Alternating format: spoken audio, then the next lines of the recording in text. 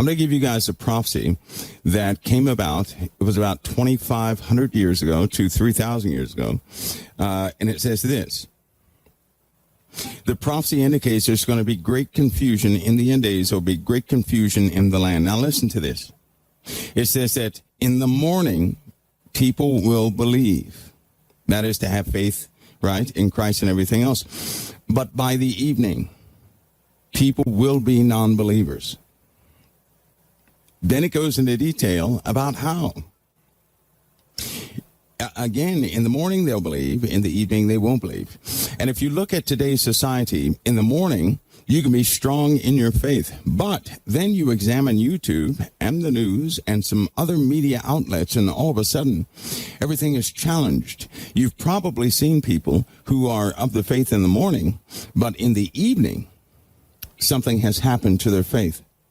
They'll be excited in the morning, right, believing in the Lord and everything else, but very doubtful in the evening.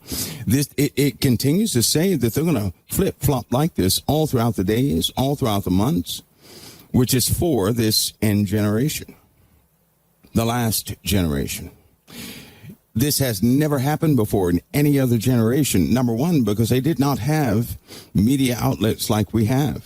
The message of the media is just so, it's about prosperity, basically, and it's about drama. People have an appetite for drama, and that's what it's about. But you have a lot of people who are very devout in the morning times, but when the evening time comes, they are just, they're just gone in the head. It also says that people would be, when people can see them, they would be full of faith. Full of faith, right? A biblical tongue and everything. But in their room at night, when they're in their own, secure place, they'll commit every sin under the sun. So it means people would demonstrate to others that they would be A-OK when they're seeing people, but in the privacy of their own homes, they would commit every sin under the sun. Every sin.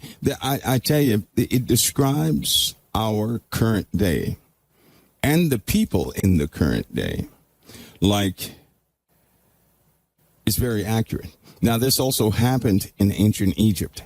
This happened a few times in the world, and every single time it was the end of that civilization, the end of it. And so right now, today, we face these drops in morality. And if you think about it, just look at the clothing that people wear, right? The clothing that people wear is seductive. It is. It's very seductive. It's not decent, seductive.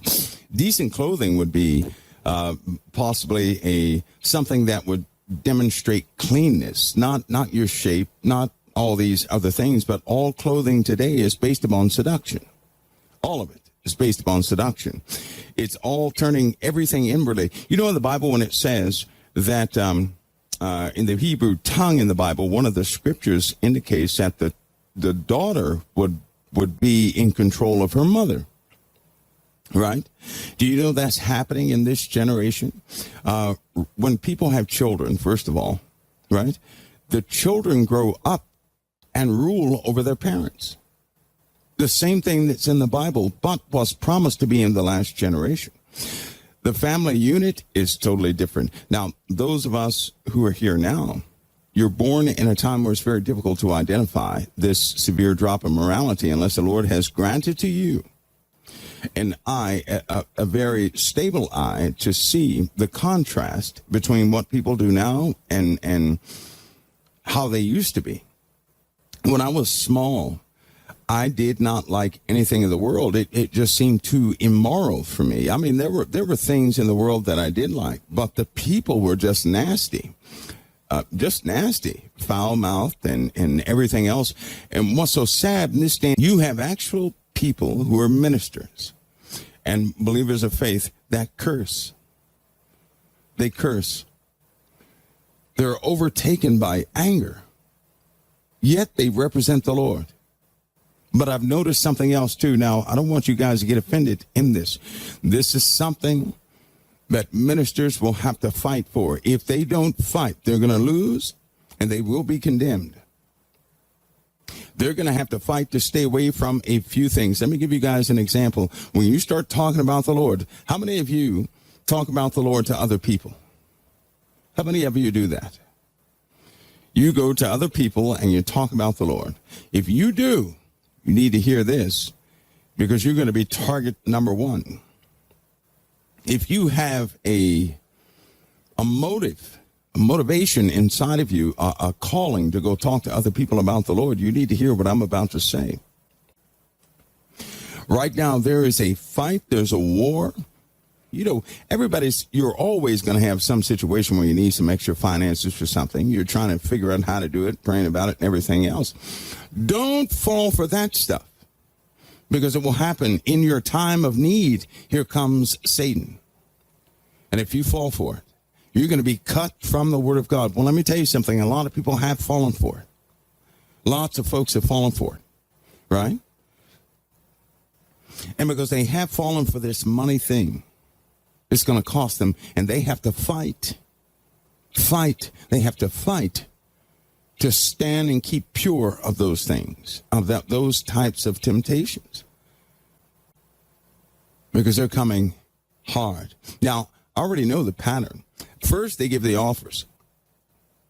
Then the threats come. And what I mean by threats is that you'll have professional people out there that won't like something you said. And they'll say, well, we're just going to bring a lawsuit on you or something like that. Right? Oh, trust me, they're dirty like that. They follow, they wait, and they pounce. Don't fall for that stuff. Too many people out there have made a compromise for the sake of money, thinking that they're surviving because of how clever they are. But there's a prophecy that the Lord has given us. Have you guys ever read in the Bible where it says you sold my people for some money? You sold my people for some money. Have you ever asked yourself, how can somebody sell a people for money? When you do a study on those verses, you find out something. First of all, the actual word dealt with God's people, but it was actually God's holiness. See, God's holiness is reflected in his people. And when you read that back in the original Hebrew, they sold his holiness, is what they did.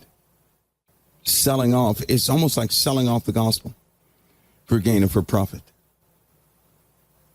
For a harlot, right? When you sell something for a harlot, what you get in return are services. That's still gain, and it fulfills desire, so it's even worse. This is happening right now. And if people don't begin to fight it, they will be lost, because the Lord said so. They're going to be lost. Lost, L-O-S-T.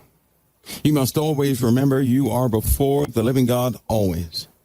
You cannot drop your morality now, and you can't make it up, because that is hypocrisy. If you present to people, there are some other prophecies that tell us that people will present to others how clean they are. But they won't be that clean. They'll be extremely dirty, exercising every sin under the sun. But society is based just like that. Before each other, we present this flawless person as best we can, a clean person conforming to the Bible and the gospel and everything else. But when nobody's around, we complain, we murmur, we talk about people, we mumble, we grumble, we have bad thoughts and everything else. God sees both sides, and guess what he calls that? Hypocrisy. You know what he said about hypocrites? Hypocrites will go where there's weeping and gnashing of teeth. That's where they're going to go. There you go, a boy for a harlot and a girl for wine. That's exactly what he's talking about. That term boy and girl actually stems from the Hebrew word, his people, meaning his holiness. A harlot is a service, is something you relieve your desires upon. And wine, of course, is something you ingest, something that saturates your blood, right? So in both cases, you're fulfilling your own lusts. You're getting something in return that you want. people do this all the time, which is even in the book of Enoch. It said that in the end days, right before everything unfolded, that there would be people who sell books about their interpretation of the word. That's in the book of Enoch. It doesn't matter what version you read, it's in the book of Enoch. How people sell books. They'd be sellers of books, selling their own opinion. But see, what happens is something terrible has taken, a dark shadow has encompassed the earth, because those of faith have hidden their faith. I want all of you to remember something. Do you remember the days when you hid your faith? Do you remember when you were young in the faith, but you hid your faith? And what I mean by that is you did not speak up. Internally, you knew things were wrong, but you didn't speak up. You just followed the flow. You remember that. You kept silent about so many things because it was almost like the overwhelmingness of the environment you were in would not permit you to speak. And you just held it in, but you perceived too many things that were wrong, that were immoral, and you just didn't say anything about it. With a pure heart, you saw something that had such contrast, and we didn't speak. Because we did not speak, the immorality grew. This darkness grew. It's all over the earth right now. Every single day of my life, I can see. It's like seeing the heart of man being eaten alive. And they're trading everything for gain in the world. They're doing everything to gain something in the world. They don't care if they're selling out heaven for gain right here on this earth. Everything. Think about prayer. Prayer has become routine for a lot of believers. And what I mean by that is if you ask somebody to pray, it's almost like they automatically, without thinking anything, they launch out a standard prayer. The standard. And then they forget. They totally forget what they prayed about. Prayer has become routine, meaning there's no great meaning in the prayer.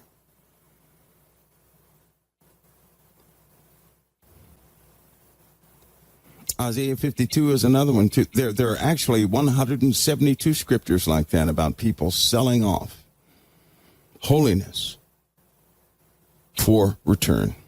178 scriptures cover that.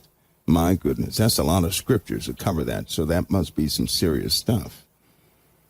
178. And if you read all 178, you'll fall out your chair. Because you'll see they're doing it mentions everything people do today is selling off holiness for advantage in the world. The truth is, this is the spot I can't be in, and this is what I have to fight for. I have to fight for this every day. See, my help comes from the hills, correct? No one is going to redefine that for me, because people this day and age are very good at that. So if I have to wait till I'm at the point of starvation, then so be it. I will wait upon the Lord. To this very day, he's never failed to do something in accordance with his will. So there's no way I'm going to prematurely get nervous because of what I cannot see, jump the gun and try something on my own. Nope. I wait till the last moment. And the Lord does not show up in the middle. He does not show up at the beginning. He shows up at the last possible moment. And then he does something that is unmatched. But if we compromise, if we become afraid of what we see, See, if you have a ministry, the first thing you ought to correct is say, it's not my ministry. It is the Lord's ministry. It is for him, of him. It works through him. It is by him. But see, you have a lot of people saying, mine, mine, mine. I want it this way. I want it that way. I want it this way. You guys have seen me in action. There are so many plans I can make. And then I'll have to stop myself and say, wait a minute, is this of the Lord or not? I mean, think about it. How in the world do we keep operating? How in the world are we growing? We do nothing everybody else does. Zip zero. You know, it has to be the Lord. It's not man. It's not some marketing scheme or anything else. It is by faith. It's not even our plans. But see, that's the Lord's hand. He does not do things after the order of men. He does things after his own order. And he does not want anybody of whom he has touched to be spoiled. But he corrects them. He grows them. I'm still growing. It doesn't, you know what? Moses was still growing. He made some mistakes. Abraham made some mistakes. All of them made some mistakes. Why? Because they were still growing.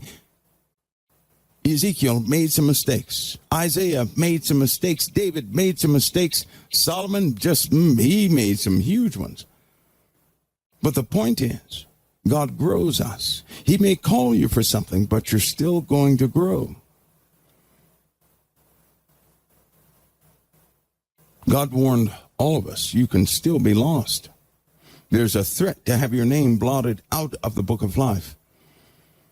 But see, that will only come to those who no longer love their Lord. To love the Lord is not just simply to think good of him. You can think good of someone and end up killing that same person. We're not talking about that. No. We're talking about someone who obeys the Lord. If you love the Lord, then obey him and let that love be complete, because your love is incomplete unless you obey him. How many of you know that? God's definition of love is different than ours, different from what the world has taught us. God's love includes obedience. Somebody said, I sure wish I could donate. Don't worry about donations. Don't do that. Never worry about that. Never feel obligated. Do what the Lord puts on your heart at any time for any ministry. I believe in the Lord's will. See, the Lord has a good will. Do you guys know that? When somebody says to you, may the Lord's will be done, don't get angry, because God's will for you is that you prosper as your soul prospers.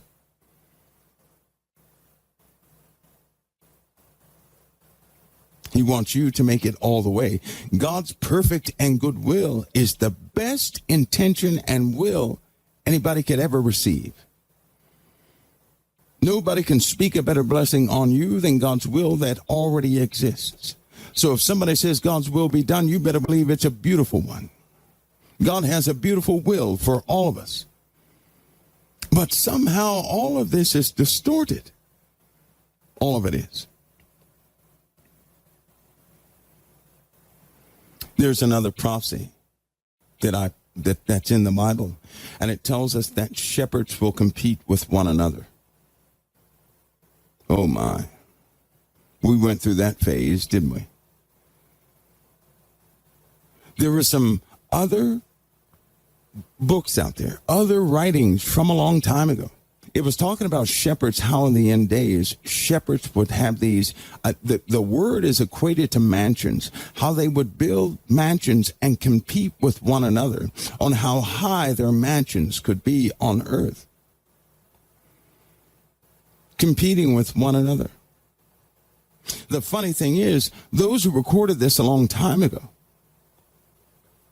of whom the Lord showed, they could hardly believe that would be true. Because a shepherd was someone who did not have a permanent home. Did you know that? Shepherds didn't have a permanent home.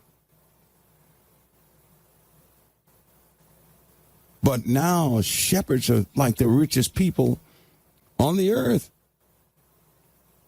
You don't think we're living in the last days? Society. It was always said that society would change. In fact, you can go back and start digging up things of what people saw back in the past about societies changing in the end days, and you'll see it all. You'll see it. One of the biggest ones in the Bible, it starts to speak about people their works would not be based on their fear of heaven coming, right? Their fear or the respect of God coming, but their works would be based on gains in the world. In other words, a long time ago, people would live their lives with a thought in their heads that they're going to have to give an account for everything they did, right? That anything built up here on the earth, if it's not translated to the heavens, it is a vain deed. And so the labors they did in the earth were humanitarian based one to another. But now it's all different because everybody, they don't care about the eternal heavens. They don't care about God coming. They care about their own castle that they have. All their thoughts, everything is about them without regard to the living God. That's our society. It is without regard to the living God. Even the people who worship the false gods kept their little false gods in their minds all the time. And what they did with the false gods in mind. They were not even this bad. In today's society, there's no thought of the living God in the things that people are doing. There's only a thought of themselves. How about the child nation spoken of in the Bible, the King James Version of the Bible? We know who the child nation is. If you never heard that before, then you need to understand the Hebrew word for nation. And you look at the story of Jacob. And you'll find out about the child nation, listen, of whom everybody would start to be just like the child nation. Step by step, they would follow the child nation. Step by step. I think Heidi Bagley is teaching Hebrew, and I'm sure she's going to come across some of those words. And I tell you, it really expands your what you know. When you start to look at some of the Hebrew meanings of these words, you really start picking things up you've never seen before. Because God didn't exclude anything. He spoke about everything. Everything. And we all know who the youngest nation is on the planet. Who's the youngest nation on the planet? The USA is. We're the youngest. We're the youngest nation. We're the nation that did not exist among those of the old. We didn't exist back then of those old. And who does everybody follow right now? They follow our standard. Our standard. That's what they follow. They follow our standard. Isn't that something?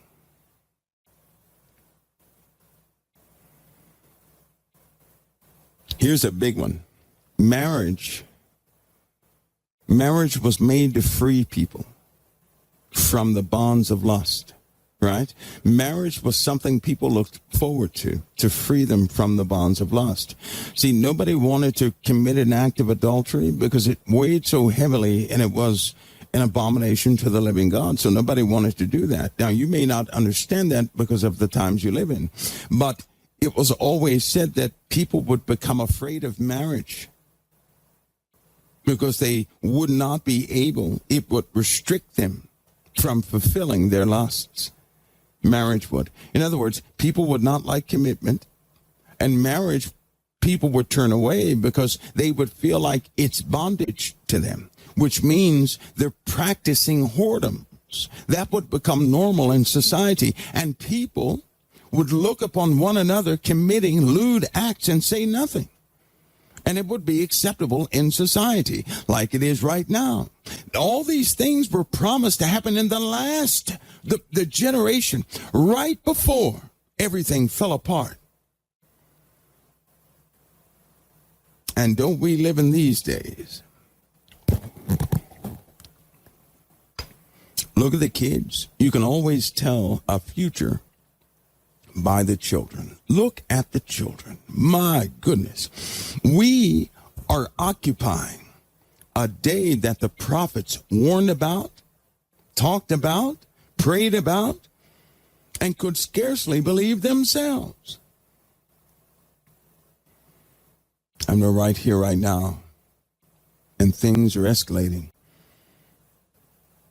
There are over 400 prophecies describing the last generation, and we fit them all.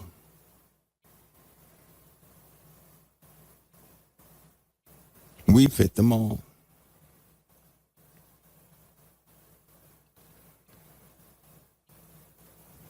There was another one that people would swear an oath by God, right? God said, don't swear by the heavens. Don't even swear by the heads, the hairs on your head, because they don't belong to you and you can't count them. But to swear by heaven is to do this, is to use your how people view you religiously and then use that as power over them. That happens all the time. All the time. That means morality is soon to die completely. Completely. See, when the Antichrist comes, he's not going to have resistance too much. We can see this by reading in the New Testament, in Revelation. You can see that he, by flatteries, he overcame everybody. That would be impossible in the days of old. You couldn't overcome anybody by flatteries because they had discernment.